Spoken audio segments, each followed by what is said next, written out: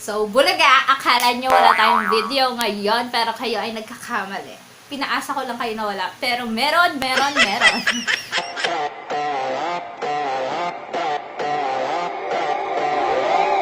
Baby, this is what you came for. Lightning. Hello mga Tropang Potchi! Welcome to my channel, and for today's video, Okay, pals, ayun na hindi ako nakapag-vlog, okay? Nakatube tayo kasi nga mag-makeup tutorial tayo and syempre magpapalit tayo ng damit mamaya. dahil nga usong-uso yung mga ball, Star Magic Ball, e-vloggers ball. So, why not gumawa tayo ng parang pang red carpet. Red carpet makeup glam, makeup look. So, tingnan natin kung carry ko kasi alam nyo naman, di tayo marunong mag-ano. So, before tayo mag-start, don't forget to subscribe, like and share. Pakiclick na rin po ang bell button na ito para ma-notify ka every time na mag-upload ako ng video. So, without further ado, let's get started.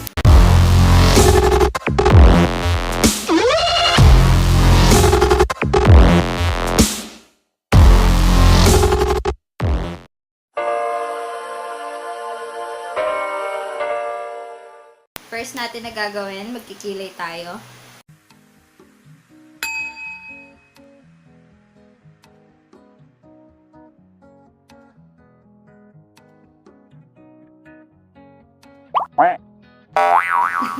Dahil may pa-arte pang gano'n.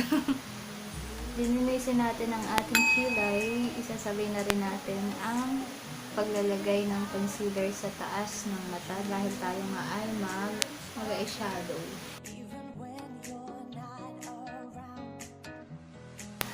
Kalat natin siya using this brush.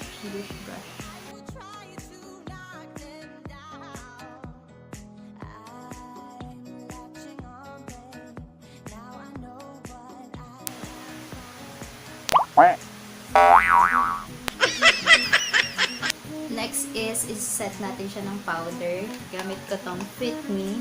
Ito yung birthday gift ko sa sarili ko.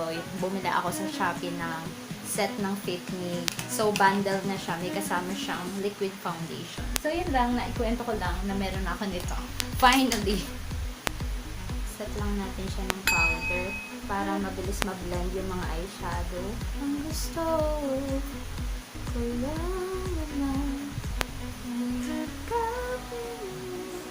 So, ayan, mag-aano na tayo, mag-eyeshadow. So, ang gusto kong gawing peg is more on natural look glam na medyo classic, pero may hint pa rin na medyo smoky. Hindi ko din alam kung ano talaga yung gagawin ko. So, bahala na kayo. Bahala na kung ano yung mangyari kasi wala talaga akong idea sa ginagawa ko.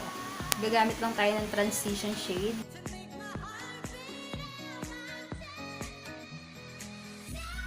So, ayan, kinoncentrate ko lang siya dito sa may bandang gitna. Dito ako nag-start, tapos ginanon ko lang siya. So, next natin yung mas medyo darker ng konti, pero hindi naman sobrang layo ng kulay.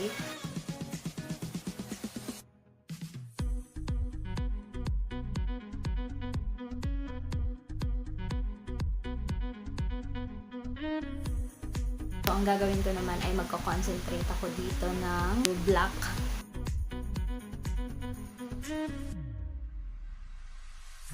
Ingat-ingat sa paggamit ng black. Yung black yung pinakamahirap gamitin sa lahat. Kasi feeling ko minsan pag nasobrahan, pwede ka magmukhang panda, gano'n. Ang hirap kontrolin. Mas okay sa akin yung hindi masyadong pigmented na eyeshadow pag black. Kasi nakokontrol mo. Mas madaling magdagdag kaysa magbawas. Gusto ko lang maglagay dito ng shimmer banda dito dahil nga gabi yun, as always.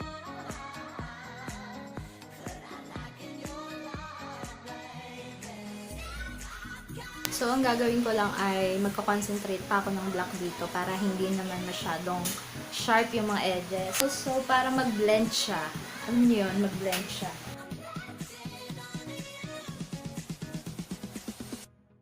Ayun na nga, na-blend ko na siya. Nakalimutan ko naman mag-contact lens. So, wait lang, magko-contact lens lang ako. Wait.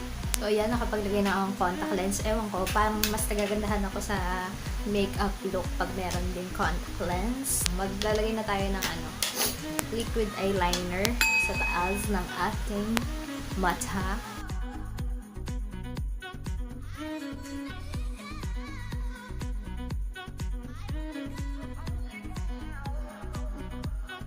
Hindi ko alam kung kaya ko yung gayahin sa kabila, pero I will do my very, very best. Best? Nakapaglagay na ako ng eyeliner, o diba?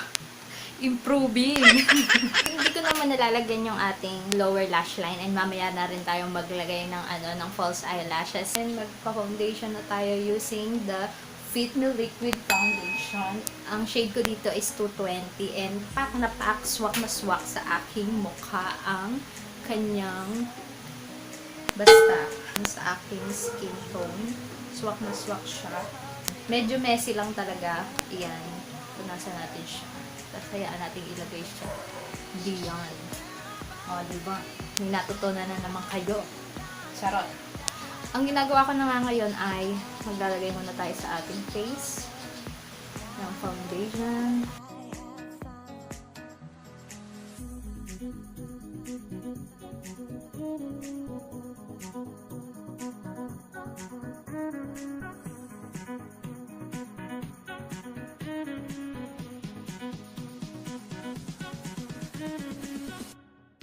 And then, gagawin ko ay i-dump sponge ko para lang maging airbrush effect.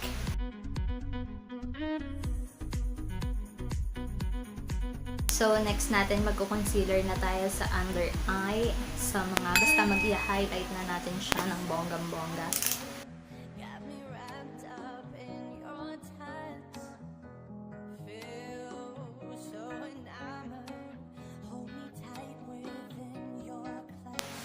We can't stop.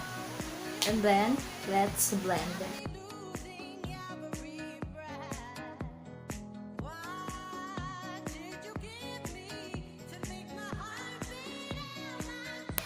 In fairness naman, ang flawless naman. Hindi ako nakaramdam ng ganito sa mga ginagamit kong foundation before. Kasi parang ang puputi nila sa akin. And ngayon parang ang normal. Normal na siya. Hindi na ako mukhang abnormal. Ang puputi kaya ng mga foundation ko dati. Pero ang maganda lang kasi sa kanila, kahit maputi sila sa'yo, pag maganda yung pagka-blend ng foundation, parang nagiging swak na rin siya sa kulay ng balat pag nag-oxidize siya. So ngayon, mag-ano na tayo, contour and nose contour, mga ganon. So, gamitin natin tong detail makeover. Pag nagko-contour ako, ang ginagamit ko itong medyo grayish. Kasi parang feeling ko parang talaga. Parang siya kasi yung swak sa balat na hindi mapula. Ayan, draw lang tayo na diretsong guhit. Pero hindi natin kayang ituloy.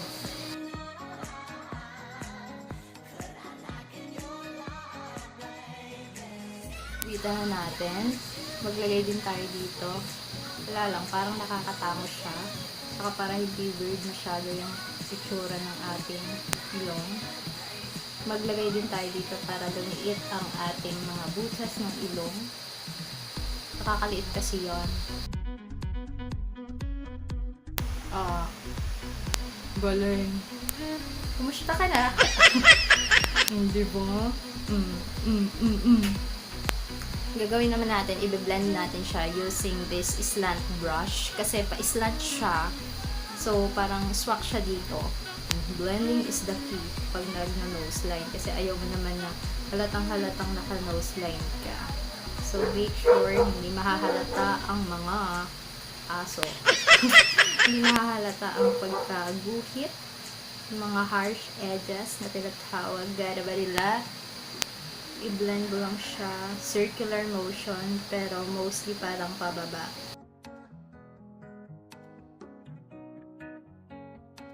Maiintindihan naman kita.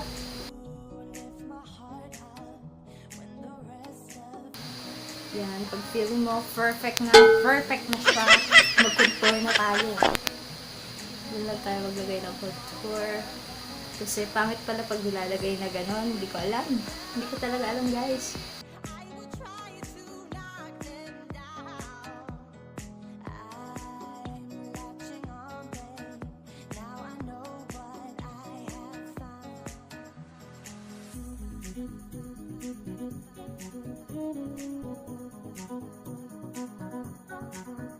Ayan. Wala lang. Tapos i-blend na lang natin siya. Pataas po circular motion pero pataas. Para ma-emphasize talaga na meron tayong cheekbone.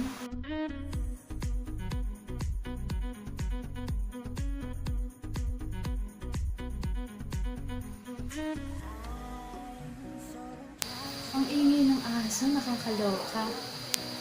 Ang payat, oh. Ang payat. I-ano na natin to. Blend natin yan.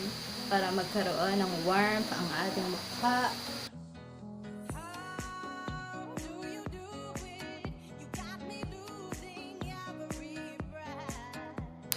Okay na ba? Wala ng sharp edges. Magba-blush tayo. So, ang gusto kong blush ay itong nasa taas. Medyo brownish, hindi pink na pink. Yan, ganyan lang ang ating blush. Para ang fresh lang, di ba? Actually, hindi ko talaga alam yung makeup look paggabi. Hindi ko alam yung ano ba dapat pag blush on, ano ba yung maganda sa camera, ganon. Talagyan natin dyan para, alam mo yun, mistisa, ganyan, namumula-mula yung pisngi. Mag-highlighter lang tayo. Ito na rin gagamitin ko. Yakapin mo ako. Ayan. Maganda yung may highlight para pag natamaan ng ilaw. Ha? Ay, shadow mo.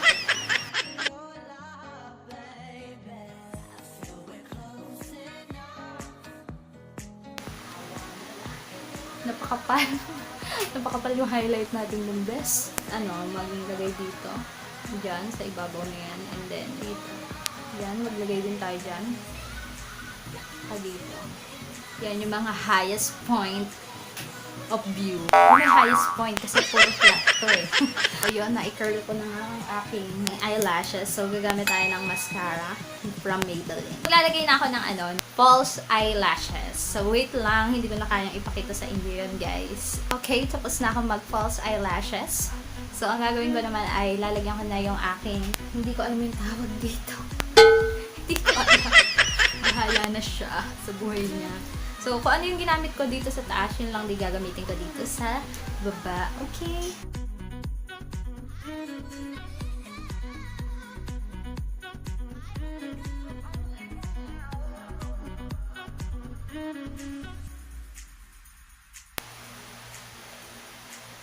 Wait lang, magpapalit lang ako ng damit and I'll be back. Okay, next natin na gagawin is isi-set ko pa pala muna yung face ko ng powder kasi hindi ko pa ito na-set.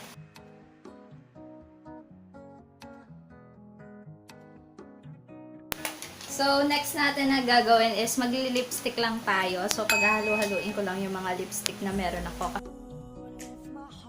Maglagay naman tayo ng magpapadark sa kanya. And then, ito. So, imomontage na natin siya.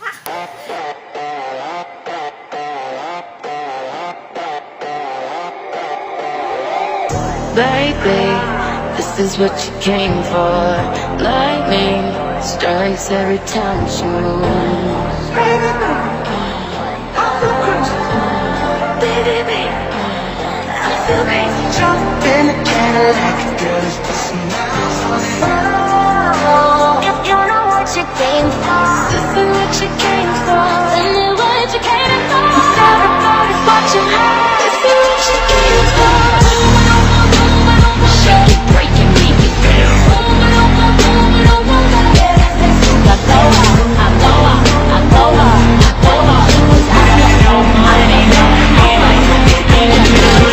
I don't need eyes to see. I felt you touching me, high like amphetamine. Maybe it's just a dream. That's what it means to crush. Now that I'm waking up, I still feel the glow, but at least now I know. So, ayun na nga guys. Ito na nga ang ating final look. So, ayan. Nanlalaban. Pwedeng-pwede nang sumabak sa gera. Ilabas ang mga kawali. Ilabas ang mga kawali. Ilabas ang kalesya. Pupunta tayo sa piging. Ganon. Kung nagustuhan niyo yung video na to, give it a thumbs up. I-follow niyo pala ako sa mga social media accounts ko like Facebook and Instagram. pupunta pa ako sa e-vloggers ball. Charot. Isang pangarap. Sa mga susunod na panahon, matutupad na natin yan. Fighting lang. Don't forget to subscribe, like, and share. Thank you for watching and God bless. Bye-bye! Don't say you miss me when you don't call. Don't say you're hurting without scars. Don't promise me tonight without tomorrow too.